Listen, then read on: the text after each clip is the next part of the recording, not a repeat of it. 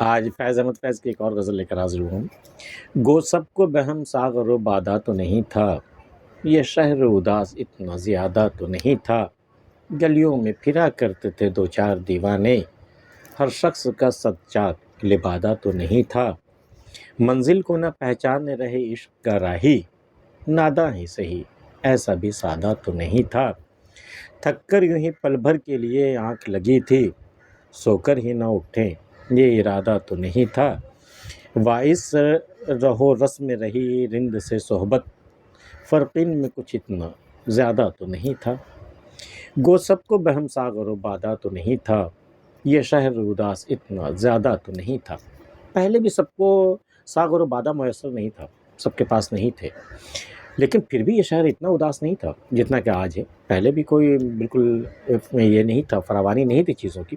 یہ دیکھیے ساغر و بادہ کے بہانے سے کہا گیا ہے کہ زندگی کی جو ضرورتیں ہوتی ہیں، جو آرائش ہوتی ہیں، جن میں آرام سے جیا جا سکتا، زندگی گزاری جا سکتی، وہ اتنا آرام، اتنا آرائش تو پہلے بھی شہر والوں کو میسر نہیں تھا، لیکن یہ اداس اتنا زیادہ تو نہیں تھا۔ ساغر و مینا کے پردے میں کہا یہ بات کہی جا رہی ہے، لیکن صرف اس کا مطلب یہی نہیں کہ صرف ساغر و مینا ہی کی بات ہو رہی، اس کے پردے میں زندگی کے سارے آرائش، ساری ضرورتوں کی بات ہو رہی۔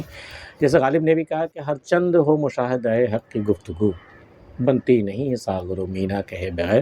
یہاں بھی وہی عالم ہے کہ گو سب کو بہم ساغر و مینا، ساغر و بادہ تو نہیں تھا، یہ شہر اداس اتنا زیادہ تو نہیں تھا۔ گلیوں میں پھرا کرتے تھے دو چار دیوانے، ہر شخص کا سچا لبادہ تو نہیں تھا۔ پہلے بھی ایسا ہوا کہ گلیوں میں، شہر کی گلیوں میں دو چار دیوانے پھرتے تھے جن کے کپڑے پھٹے کٹے ہوتے تھے، ان میں اپنا ہوش نہیں رہتا تھا۔ لیکن اب یہ کیا ہو گیا کہ یہی عالم شہر کے گلیوں میں ہر شخص کا ہو گیا ہے۔ ہر شخص اپنا وہ سچ چاک گرے، جس میں 100 چاک لگے ہوئے ہیں، پھٹے ہوئے ہیں، 100 جگہ سے کٹے پھٹے ہوئے ہیں۔ ایسا عالم تو نہیں تھا کہ ہر شخص کے لبادہ کے یہی عالم ہو۔ پہلے دو چار دیوانے تھے جو یہ ایسے ہوتے تھے، لیکن اب تو سب کے سب وہی حال ہے۔ گلیوں میں پھرا کرتے تھے دو چار دیوانے، ہر شخص کا سچا لبادہ تو نہیں تھا۔ کہتے سینے میں جلن، آنکھوں میں طوفان سا کیوں ہے، اس شہر میں ہر شخص پریشان سا کیوں ہے۔ یہ سوال یہاں بھی ہے۔ گلیوں میں پھرا کرتے تھے دو چار دیوانے، ہر شخص کا سچا لبادہ تو نہیں تھا۔ منزل کو نہ پہچانے رہے عشق کا راہی، ناداں ہی سہی ایسا بھی سادہ تو نہیں تھا۔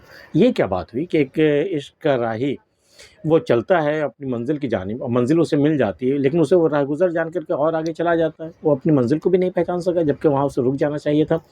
منزل کو نہ پہچانے رہے عشق کا راہی، یہ کیا عالم ہو؟ یہ عشق کا کون سا عالم تھا کہ منزل تک پہنچ کے پھر آگے جا رہے ہیں؟ یہ منزل کو نہ پہچانے رہے عشق کا راہی، ناداں ہی سہی ایسا بھی سادہ تو نہیں تھا۔ اتنا سادہ دل کا تو نہیں تھا کہ منزل پہ پہنچ کے پھر آگے بڑھ جائے۔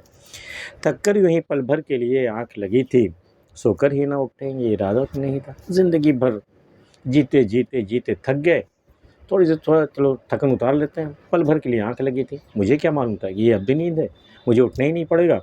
تھک کر یوں ہی پل بھر کے لیے، ذرا سے تھک گئے تھے زندگی جیتے جیتے، تھک کر تھوڑی سی آنکھ لگ گئی۔ تھک کر یوں ہی پل بھر کے لیے آنکھ لگی تھی، سو کر ہی نہ اٹھے یہ ارادہ تو نہیں تھا۔ ایسا تو ارادہ نہیں تھا کہ ہم جب سوئیں تو کبھی اٹھے ہی نہیں، سیدھے حشر کے دن اٹھے۔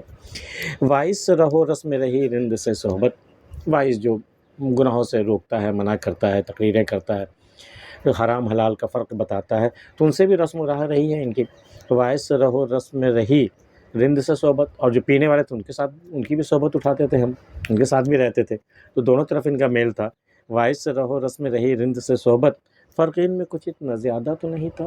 ہم نے دیکھا ہے کہ وہ وائز میں اور رند میں کوئی بہت زیادہ فرق تو نہیں ہے۔ انہیں شراب کا نشہ ہوتا ہے، انہیں دین کا نشہ ہوتا ہے، انہیں گناہوں کا نشہ ہوتا ہے، انہیں کار خیر کا نشہ ہوتا ہے، وہ بھی مذہب کے نشے میں ڈوبے رہتے ہیں، رند بھی نشے میں ڈوبے رہتے ہیں، تو بہت زیادہ فرق تو نہیں ہے۔ باعث سے رہو رسم رہی رند سے صحبت، فرق ان میں کچھ اتنا زیادہ تو نہیں تھا۔ فیض احمد فیض کی غزل آپ کو کیسی لگی ہمیں بتا سکتے ہیں، اور اگر ایسی چیزیں اور سننا چاہتے ہوں تو ہمارے چینل کو سبسکرائب کر سکتے ہیں۔ ملتے ہیں پھر کسی اگلی ویڈیو میں، تب تک کے لیے اللہ حافظ۔